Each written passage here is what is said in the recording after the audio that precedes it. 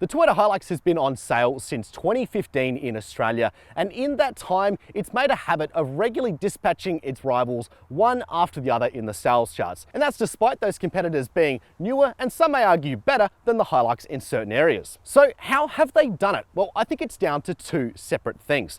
The first is just the reputation and passion that Australians have for this car. They really love the Hilux through and through. The second is its reputation for being a tough and capable workhorse, which is simply pretty good at doing a wide variety of jobs very well. But at the tail end of 2023, Toyota Australia has introduced a new variant. A variant that's designed to capitalize on both of those things, I think, and it's this, the GR Sport. Not to be confused with your full-fat GR products like your GR Supra, your GR Corolla, and your GR Yaris. The GR Sport has historically been thought of as more of an appearance pack on vehicles. However, as we'll talk about today, that's not necessarily the case with the Hilux. Now, Toyota Australia was really the one to see the need for this vehicle, and they did a lot of the development work right here in Australia. They've also added some power upgrades to the engine, and they've added a host of suspension goodies and a bunch of other little things. But then, so they should have, because the GR Sport is the most expensive Hilux you can buy right now at just under 74 grand, and that's before on-road costs. However, since its announcement, many fans have aired their disappointment that the GR Sport doesn't really seem to be a traditional rival for the likes of the Ford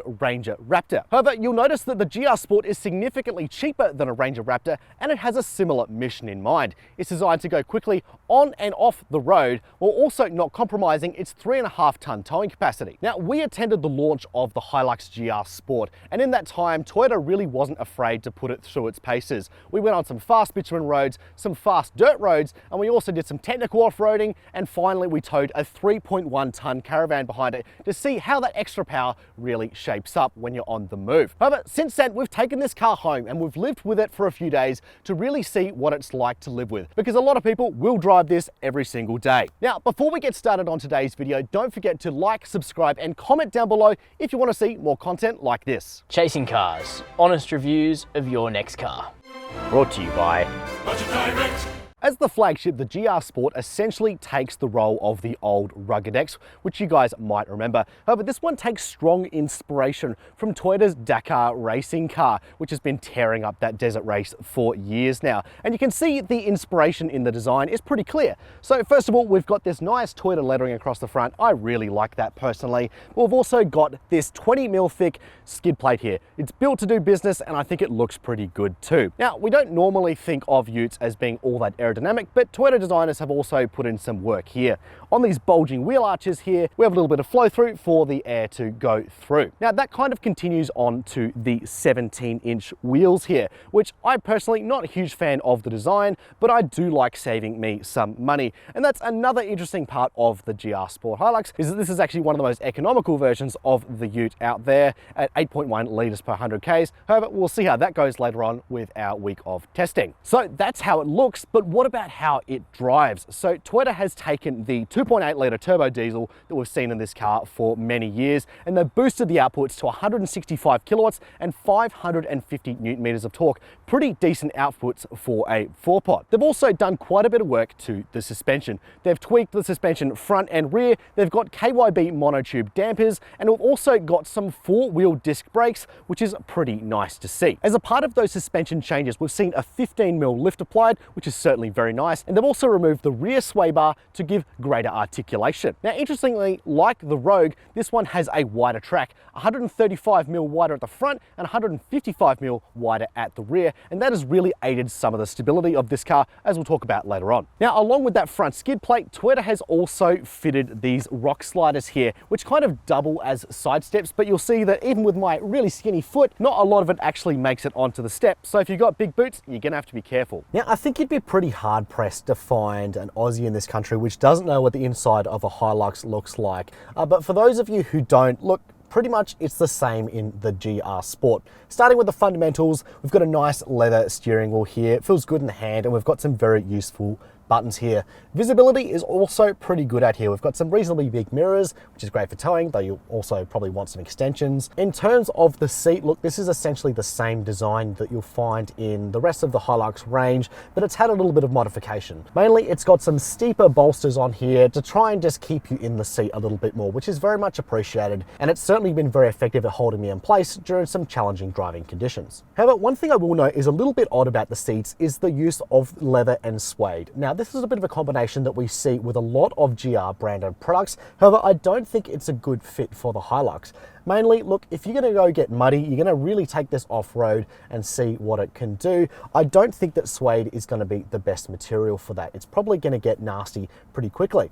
And it's also odd when you see that we've got these weatherproof floor mats down here. It's a bit of an odd combination, suede and weatherproof floor mats. I'm not really sure why they've been put together. As far as other things that are exclusive to the GR Sport specifically, we've got this technical mesh inlay here, which is interesting. And we've also got these red seat belts, and I don't know about you, but I absolutely love red seat belts. We've also got a little bit of a red touch here on the steering wheel, so you can see it's pointed directly ahead. And finally, we've got some aluminium pedals down below here, which is certainly very nice. But otherwise, this is pretty stock standard Hilux interior. We've got an 8-inch display here, and we've got the JBL sound system. Now, this is the premium sound system. It's a 9-speaker unit. Personally, I haven't been all that impressed by it. I think it needs a bit more bass to really kick it up a gear. And I also think the integration, it looks a little bit like a stuck-on Bluetooth speaker, which I'm not the first person to say that either.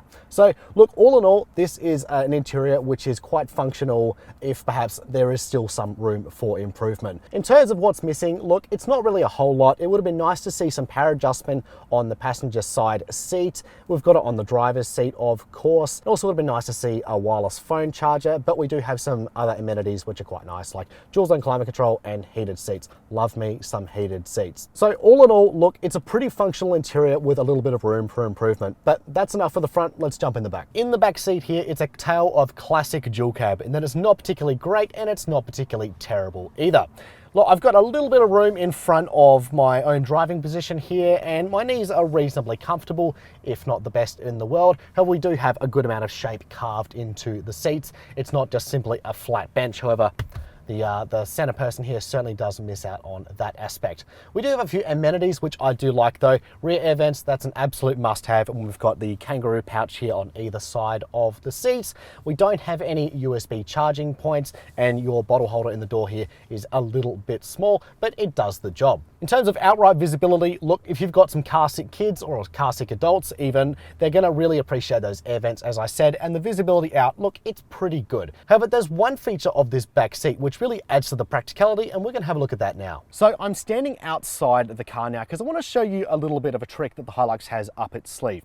If you've ever been to the shop in a ute, you'll know that it can be a little bit of an annoying exercise. You often can't put stuff in the tray, especially like this one that doesn't have a cover, because it'll just go everywhere, which essentially just means you've got this room here to put bags and other items, and large items simply don't fit. You put them on the back seat, they scoot to and fro. So Toyota's solution to this certainly isn't groundbreaking in terms of the wider vehicle industry, but in utes, it's a bit of a rarity, and that we can lift up the back seat like this one, and we can string it round the headrest, and we can do it for this in a 60-40 split here. Now, in contrast that to the Ranger, which has a solid back seat which simply just lifts up like so, and some utes, they don't even have their back seat move at all. So it's certainly great to see that extra little bit of practicality, which I think people will certainly enjoy if they're using this as an everyday vehicle. Coming around to the rear now, first of all, let's open the tailgate. First of all, look, that's not damped. Bit of a shame because Isuzu's starting to do that on their utes. Don't know why Toyota can't put some damped tailgates on theirs, but you know, whatever. We've also got a 5-piece tub liner in here with some GR branding up the back there. That's very cool. However, we do also lose a few things. We lose the 12-volt socket that we've got in the back here, and we also lose the roller cover that is on the Rogue. And in my opinion, that should definitely be a no-cost option that people are able to fit, although I understand that roller covers aren't everyone's cup of tea. Fundamentally though, this is a good tray. We've got 4 tie-down points, not the most in the world, but they're at all the crucial places, and we've got some extra trickery where you can slot in some partitions to make sure your load doesn't slide around. So look, all in all, that is pretty good in there. Lastly, I'll just mention that we have a standard fit tow bar, which is a nice addition on a ute like this. On the topic of towing, remember what I said about that uncompromised 3.5 ton towing capacity?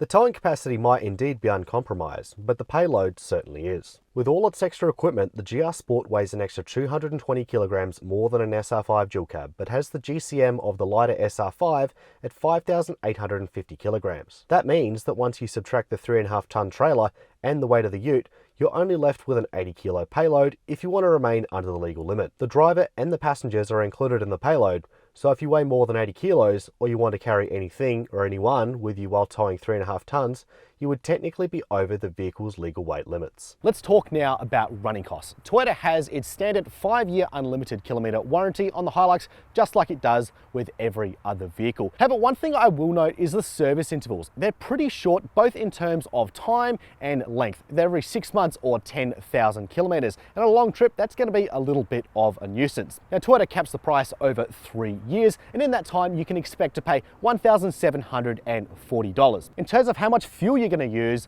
look, Toyota claims that you're going to use 8.1 litres per 100 Ks in combined conditions. In our testing this week, we've been stuck in a good bit of traffic, but we've also been on the highway quite a bit, and we've seen about 9.7 litres per 100 Ks, but your usage may vary there. So as I said earlier, we went on an event with Toyota to get our first drive of this car, and we did a variety of activities.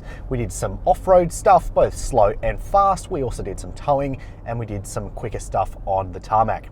However, since then, we've taken it back to the Chasing Cars garage to really get a feel of what this car is like driving it on the roads that we're familiar with and that we know how cars typically behave. And that's a really important part of us doing our garage reviews. It's easier to compare our experience against other vehicles. So first of all, I'm going to talk about on-road because I feel like that is where most people are going to be doing most of their driving. You know, let's not forget, even if you're the most off-road person in the world, the fact is you're still going to spend many hours at a time getting there on our highways. That's just how Australia works, I'm afraid. So let's talk about the headline upgrade, and that is the power increase for this one. Well, power and torque, really. So it's 165 kilowatts of power and 550 newton meters of torque, which is a pretty healthy boost. Now, it's not really due to any mechanical changes. This is primarily just a software tune, but I don't necessarily think that is a bad thing. Now, I'm no mechanic, but the 2.8 has been around for some time, and I certainly would personally trust it with that little bit of extra output. And also remember, this is Toyota. They're not just going to put out something that's going to break immediately. Now, as part of that power upgrade, they've also done a bit of trickery in the 6-speed transmission. And essentially, it makes your shift points just a little bit snappier. And in practice, you do feel the difference between this and a regular Hilux. But of course, the other question is, personally, I don't think that the Hilux was ever really in need of extra power. 500 newton meters is certainly no slouch, and we see similar figures with several rivals. Many don't even get to 500 newton meters, so you know, it's certainly not a problem in my book, but it's always nice to have a little bit more. And when we started to get out onto some open country roads, we did start to see the benefit of that extra power. It's quicker to pick up, it's quicker to get out of a corner, and it's certainly nice to have that extra grunt. Personally though, not a game changer. But of course, that isn't the only upgrade that's been made to the Hilux. So as we spoke about previously, there is a host of suspension upgrades made to this one, such as the removal of the rear stabilizer bar. And personally, when I heard that, I was a little bit skeptical. You know, you don't normally want to be going and removing those sort of things because they're really great at, you know, stabilizing the car. However, Toyota has gone ahead and they've widened the track on the Hilux quite considerably, actually. And not only does it give it a really nice stance, it also really aids the stability of the GR Sport, and it's definitely my favorite upgrade on this car, I think. And the results of that are really echoed across all forms of driving, perhaps bar commuting. So when it came to driving on the tarmac, high speeds, you know, country roads type situations, there was definitely a difference felt in the way the Hilux drives. Unfortunately though, a huge issue remains with this car, and that is simply the ride quality. It is just not very absorbent, and that proves to be a problem in a number of different ways. So the first of all is simply comfort. Look, you as a driver face a lot more punishment in this cabin than the vast majority of other cars out there. And I don't really buy this argument that it's just a ute thing, because there are many utes out there which simply don't have this problem. So as an example, when we went to do our first drive of this vehicle in rural New South Wales, I drove up there in Volkswagen's Amarok Adventura. Now, we have pinged that car in the past for having a little bit of a harsher ride due partly, and probably primarily, to its 21-inch wheels. And driving up there, I found it to be a little bit firm. However, I then jumped in the Hilux and I realized that there was another degree of firm again. And that's despite there being 4 inches less in rim diameter. And it's a little bit confusing why there's such a stark difference. Now, of course, the other job of suspension is to take punishment and simply keep the car going in a straight line. And given that part of Toyota's mission in making this car is to make it drive quickly on road, it was a little bit disappointing that when I was driving through some bends, for example, I would experience a bump and the car would just kind of skirt out wide. It simply wasn't dealing as well with those bumps mid-corner that it probably should have been. I live in Sydney, and as part of my everyday commute, I do a bit of highway driving and I also do a bit of suburban driving. And it was disappointing that the ride wasn't more comfortable. The roads weren't all that challenging and there's definitely some room for improvement there. So what about when you get this thing out of the city and onto some dirt roads and some tricky off-road sections, which it's actually designed for? Well, this is where the Hilux GR Sport started to make a little bit more sense. So the roads that we were driving on were generally ranging in speed about 70 to 80 to 90 k's an hour, and they had a bit of a marble finish to them. It's the sort of thing where you need to have your wits about you and you need to have a car which can actually do what it's told and behave in a predictable manner. And the Hilux certainly did that. Now, this doesn't have a full-time four-wheel drive system like some other cars out there. It has a selectable four-wheel drive system, and thankfully you can switch that from 2 high to 4 high at speeds up to 100 k's an hour. So across this road we had your typical mix of high-frequency bumps caused by divots and a few of the bigger bumps that you really had to watch out for. And personally, when it came to the high-frequency stuff, I was expecting slightly better performance. I recently went for a drive in a Ranger Wildtrak across quite a similar dirt road actually, and the difference was stark. Both have leaf springs at the rear, so we can't point to that and say there's some difference there.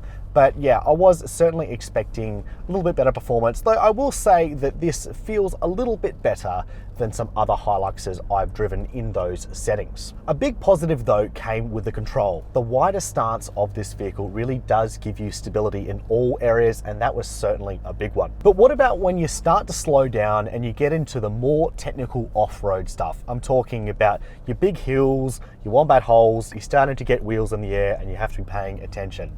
Well, this is an area where the Hilux has always been a very strong competitor. The traction control system is renowned and it's got a reputation for a reason. I was honestly very impressed with how quickly the system was at locking up the right wheels and getting you out of trouble. It all happened far quicker than I was ready for sometimes, and it got you out of the obstacle just about as soon as you got into it. So I was very impressed in that respect. It's here also that a number of Toyota's upgrades really come into their own. We've got that skid plate up the front, which is specifically a skid plate, not just a bash plate, so you can lean on that when you encounter some nasty bumps. And we've also got those rock sliders down the sides. So all in all, you can actually go about getting this thing around into some really gnarly terrain without worrying that you're scratching up the underbody of your car and you're going to end up stranded in the middle of nowhere. Of course, the suspension lift on this also aids that off-road ability. However, there were some areas where I think Toyota could have pushed the envelope a little bit more for the price. First of all, I think it would have been great to have some proper mud-kicking tyres as a cost option, at the very least, you know. And Toyota has made some extra real estate available in the wheel well so that people can fit bigger tyres later on. It also would have been great to see a front locking diff on the GR Sport. Of course, there's one at the rear like there is on most utes, but really I think going the extra mile and having one on the front would have been great to see. But at the same time, my experience with the traction control found that a lot of the time I didn't even really need to turn on the rear locker. So look, par for the course on that one. But at the same time, the new GWM Canon XSR, which is significantly cheaper than this, has a front locker. And also Toyota's own 300 series GR Sport has a front locker, so why can't the Hilux get one? And in my opinion, the idea of this car is that it's right out of the box absolutely everything you need. You don't want to be paying all this money and then have to go and spend extra money on off-road equipment to make your car ready for the challenges you want to take it on. And I think tyres are going to be the first thing people upgrade. The rest of the kit is probably enough for most people. Now, during our initial first drive, Toyota also offered us the opportunity to tow with a 3.1 tonne caravan. And here I think the extra power came into its own. I was quite impressed with the performance of the Hilux, and I think it's also notable that the ride was significantly more settled once it had some extra weight of the Caravan over the rear axle. There was also some extra weight in the tray, so if you're going to get one of these as a tow vehicle, I think it certainly makes sense for those duties. Finally, let's talk about safety. So Toyota has chosen to not have the GR Sport fall under the regular 5-star ANCAP rating for the rest of the range, and that's something that they do with all GR vehicles. And the reason for that is that Toyota says these cars are just a bit niche in the range, but they're looking at bringing in over 3,000 of these over the next 12 months, and that doesn't sound very niche to me at all. However, the equipment on this vehicle is pretty much the same as what you'll see on your regular Hilux, and there are a few choice upgrades like your lane keep assist and adaptive cruise control, which do work quite well. However, I will note that the adaptive cruise control is simply high-speed adaptive cruise control, and it's something that I've certainly missed when I've been commuting in heavy traffic this week. Absolutely need some low-speed adaptive cruise control for those conditions. Just as you don't build legacies without pushing the game forward, you also don't maintain them by sitting still, and Toyota knows this well. Now, the fact of the matter is that this GR Sport is simply not a direct comparison to the Ranger Raptor, but it's also not trying to be. And the comprehensive list of upgrades, although perhaps small in nature, really do come together to make the GR Sport a much better vehicle to drive. And it's also worth noting that a stock standard SR5 really isn't all that cheap, so you can see how the value proposition does start to stack up. But the lack of ambition here is still apparent. Now, we were always unlikely to see a whole new engine thrown in the Hilux this late in its life cycle, and the boost to the 2.8 is certainly nice to see, but it's still an old engine, certainly not as smooth as some of the V6 diesels out there, which are simply more refined to drive every day, and also they don't seem to struggle as much when pushed as hard. It also would have been great to see some things like some optional mud tyres, maybe an integrated bull bar, and instead of removing the sway bar at the rear, why can't we see some form of Toyota's KDSS technology, which is on the 300 series and Prado, integrated into Toyota's flagship Hilux? This is the very top spec after all. It also fails to improve on some fundamental issues of the Hilux, mainly its ride, which is still really too harsh to be driven both in a sporting sense and to drive every day. And while I can deal with its aging interior, I think some of the material choices are a little bit odd. Now, we do expect to see a new generation Hilux unveiled in the next 2 years, and if the new generation Tacoma, which we've seen over in the States, is anything to go by, it's gotten us very excited. Stuff like hybrid technology and also a coil sprung rear end, certainly that's got my attention. Now, Toyota hasn't ruled out the possibility of there being a full-fat GR Hilux in the future, and I think that would be a very cool vehicle indeed, and it'll be interesting to see how much attention this GR Sport gets, and perhaps that might foster interest in that vehicle later down the track. But in 2023, if I had 80 grand to play with and wanted to get myself an off-roady ute, I'd be looking more towards a Nissan Navara Pro 4X Warrior, as it's simply more comfortable to drive, and it's also very off-road capable and retains that 3.5 ton towing capacity, though I definitely think this one would be the better towing vehicle in that sense. However, in saying all that, this is one for the Hilux fans through and through, and if you've got an SR5 and simply wanting a little bit more, I think this would be a good upgrade. You're just gonna pay for it. But those are just my thoughts, and I'm really keen to hear what you have to say. What would you buy if you had $80,000 burning a hole in your pocket? Let me know in the comments section down below. Don't forget to like and subscribe, but for now, that's all. Thanks for watching Chasing Cars.